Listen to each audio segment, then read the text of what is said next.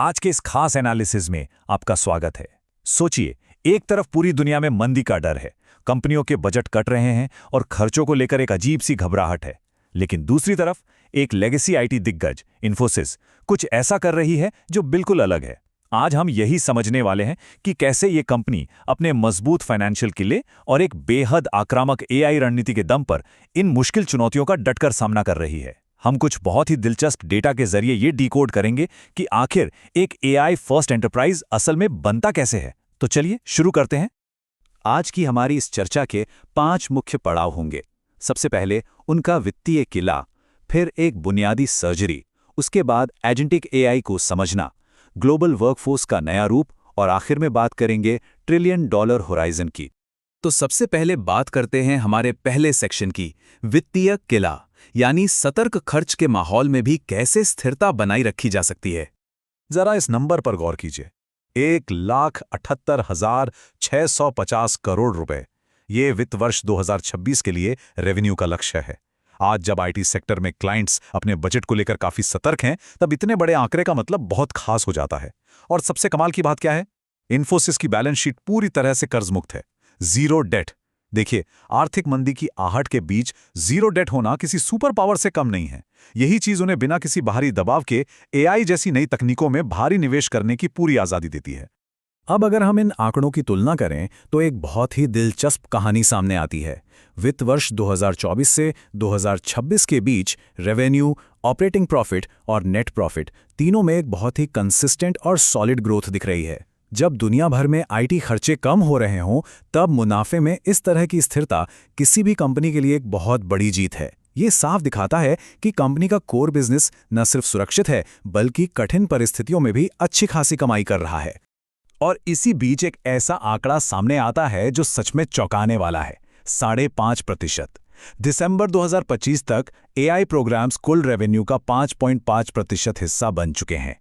ये कोई छोटी मोटी बात नहीं है। इसका सीधा सा मतलब ये है कि एआई अब सिर्फ पावर पॉइंट प्रेजेंटेशन का कोई फैंसी शब्द नहीं रहा। ये कंपनी के लिए असल में पैसे बना रहा है। ये तकनीकी बदलाव सीधे तौर पर बैलेंस शीट को मजबूत करने का काम कर रहा है।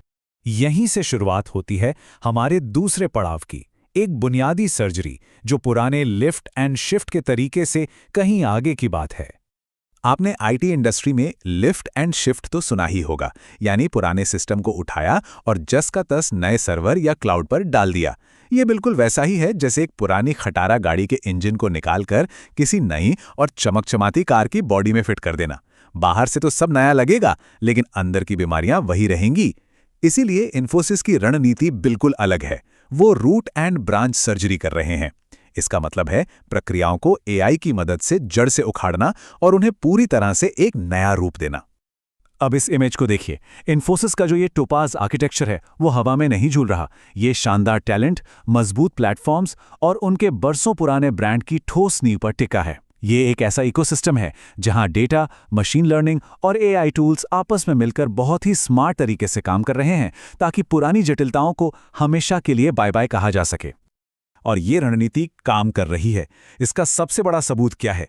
वो ये है कि इन्फोसिस के टॉप 200 ग्लोबल क्लाइंट्स में से 90% ने पहले ही इस एआई इंटीग्रेशन को अपना लिया है। मतलब दुनिया की सबसे बड़ी कंपनियां इस पर पूरा भरोसा जता रही हैं।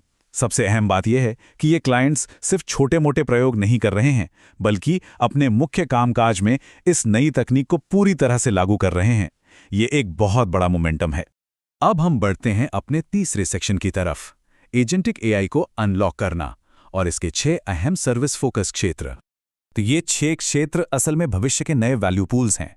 इनमें एआई रणनीति तय करने से लेकर डेटा तैयार करना और एआई पर भरोसा यानी एआई ट्रस्ट कायम करना शामिल है।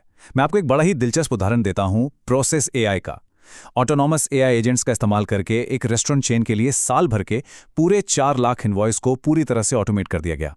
जरा सोचिए, इंसान के कितने लाखों घंटे का उबाऊ काम जो पहले हाथों से होता था, अब तकनीक पलक झपकते ही कर रही है। लेकिन सच कहूं तो इतना बड़ा बदलाव कोई भी कंपनी अकेले अपने दम पर नहीं कर सकती। इसके लिए एक बहुत बड़ी टीम की जरूरत होती है। एनवीडिया, AWS, OpenAI और एंथ्रोपिक जैसे दुनिया के सबसे बड़े टेक दिग्गजों के साथ इन्फोसिस का ये गठजोड़ ही इस पूरे सिस्टम की असली ताकत है। इन्हीं ग्लोबल साझेदारियों की बदौलत आज ऑटोनोमस एआई एजेंट्स इतने मुश्किल और जटिल बिजनेस कामों को बिना किसी रुकावट के पूरा कर पा रहे हैं। तकनीक तो बदल रही है, लेकिन जब तकनीक बदलती है तो इंसान को भी बदलना पड़ता है। यही हमारा चौथा पड़ाव है, ग्लोबल वर्कफोर्स को नया रूप देना, यानी एआई का मानवीय पहलू। इंसान और मशीन के इस तालमेल की रफ्तार देखकर आपको हैरानी होगी।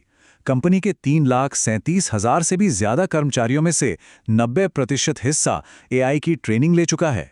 इतनी बड़ी वर्कफोर्स को रातों रात नई तकनीक के लिए तैयार करना, उनकी रीस्किलिंग करना, ये ऑपरेशनल लेवल पर एक बहुत ही बड़ी और शानदार उपलब्धि है। और इस पूरी वर्कफोर्स को सही दिशा देने के लिए एक नया करियर स्ट्रक्चर भी बनाया गया है। सबसे पहले आते हैं एआई इनेबल्ड, जो अपने रोज के काम में एआई टूल्स का धड़ल्ले से उपयोग करते हैं। फिर हैं एआई बिल्डर्स, जो कोडिंग के जरिए नए एआई प्लेटफॉर्म्स बनाते हैं। और सबसे ऊपर हैं एआई मास्टर्स, जो इन तकनीकी संभावनाओं को एक रणनीतिक दिशा और विजन देते हैं। ये टैलेंट स्ट्रक्चर वाकई है कंपनी को भविष्य की किसी भी चुनौती के लिए पूरी तरह से फ्यूचर प्रूफ बनाता है। अब आते हैं अपने आखिरी और सबसे अहम पड़ाव पर, $1 ट्रिलियन का होराइजन। तो एआई फर्स्ट एंटरप्राइज के लिए आगे क्या है? इन सब के बाद एक बड़ा सवाल उठता है, इतने बड़े पैमाने पर हो रहे इस कॉर्पोरेट ट्रांसफॉर्मेशन का दूरगामी परिणाम क्या होने वाला है? जब एक कंपनी अपनी वित्तीय मजबूती और तकनीकी क्षमता दोनों को चरम पर ले जाती है, तो उसके लिए भविष्य की तस्वीर कैसी दिखती है? इसका जवाब छुपा है इन अनुमानों में। वित्त वर्ष 2027 की इस गाइडेंस पर नजर डालिए। पहली नज़र में 1.5 से 3.5% का रेवेन्यू ग्रोथ शायद आपको थोड़ा कम लगे, लेकिन असली जादू तो 20 से 22% के ऑपरेटिंग मार्जिन में है। कम रेवेन्यू ग्रोथ के बावजूद अगर मार्जिन इतना हाई रहता है, तो इसका मतलब है कि कंपनी बहुत बड़े पैमाने पर मुनाफा और कैश जनरेट करने वाली है। ये रणनीति ग्लोबल अनिश्चितताओं को ध्यान में रखते हुए भी एआई से होने वाले बड़े फायदों को पक्का करती है। और ये सारी मेहनत, ये पूरी रूट एंड ब्रांच सर्जरी आखिर किस लिए हो रही है? इस एक नंबर के लिए। 300 से 400 बिलियन डॉलर 2030 तक एआई सेवाओं के लिए ये अनुमानित टोटल एड्रेसेबल मार्केट है। इन्फोसिस केवल आज की छोटी-मोटी चुनौतियों से नहीं लड़ रही है, बल्कि वो भविष्य के इस विशालकाय $1 ट्रिलियन के अवसर पर अपना कब्जा जमाने की पूरी तैयारी कर चुकी है। पुराने सिस्टम और काम करने के पारंपरिक तरीके अब बहुत तेजी से इतिहास बन रहे हैं।